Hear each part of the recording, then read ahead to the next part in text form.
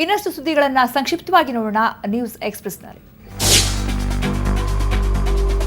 ಇಬ್ಬರು ಮೀನುಗಾರರ ಹತ್ಯೆ ಪ್ರಕರಣ. ಸ್ವದೇಶಕ್ಕೆ ತೆರಳಲು ಓರ್ವ ಇಟಾಲಿಯನ್ ನಾವಿಕನಿಗೆ ಸುಪ್ರೀಂ ಕೋರ್ಟ್ ಅನುಮತಿ. ಅನಾರೋಗ್ಯ ಹಿನ್ನೆಲೆ 4 ತಿಂಗಳ ಕಾಲಾವಕಾಶ ಕೊಟ್ಟ ಸುಪ್ರೀಂ ಕೋರ್ಟ್. ಮಹಾರಾಷ್ಟ್ರದಲ್ಲಿ ಕಾಂಗ್ರೆಸ್ ಎನ್ಸಿಪಿ ಮೈತ್ರಿಯಲ್ಲಿ ಬಿರುಕು. ಮುಂದಿನ ತಿಂಗಳು ರಾಹುಲ್ ಗಾಂಧಿ ನಡೆಸಲಿರುವ ಚುನಾವಣಾ ರ್ಯಾಲಿಯಲ್ಲಿ ಶರದ್ ಪವಾರ್ ಭಾಗವಹಿಸಲ್ಲ, ಎನ್ಸಿಪಿ ಮೂಲಗಳ ಹೇಳಿಕೆ. 2G ಬಹುಕೋಟಿ ಹಗರಣ ಸುಪ್ರೀಂ ಸೂಚನೆ ಹಿನ್ನೆಲೆ ಕೋರ್ಟ್ಗೆ ಅಫಿಡವಿಟ್ ಸಲ್ಲಿಸಿದ ಸಿಬಿಐ ಮುಖ್ಯಸ್ಥ ರಣಜಿತ್ ಸಿನ್ಹಾ. ಹಗರಣದ ಆರೋಪಿಗಳನ್ನು ಭೇಟಿ ಮಾಡಿದ ಸಂಬಂಧ ಅಫಿಡವಿಟ್ ಸಲ್ಲಿಕೆ.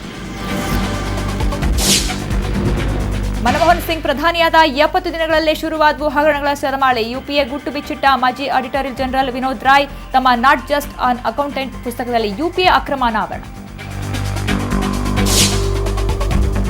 ಗುಬ್ಬಿ ತಾಲೂಕಿನ ತಿಮ್ಮೇಗೌಡನಹಟ್ಟಿಯಲ್ಲಿ ವಾಂತಿ ಬೇಧಿ ಜ್ವರದಿಂದ ಬಳಲ್ತಾ ಇರುವ ಗ್ರಾಮಸ್ಥರು. ತಾಲೂಕು ಆಸ್ಪತ್ರೆಯಲ್ಲಿ 29 ಮಂದಿಗೆ ಚಿಕಿತ್ಸೆ. ಡೆಂಗ್ಯೂ ಪರೀಕ್ಷೆಯ ವರದಿಗಾಗಿ ಕಾಯ್ತಾ ಇರುವ ವೈದ್ಯರು.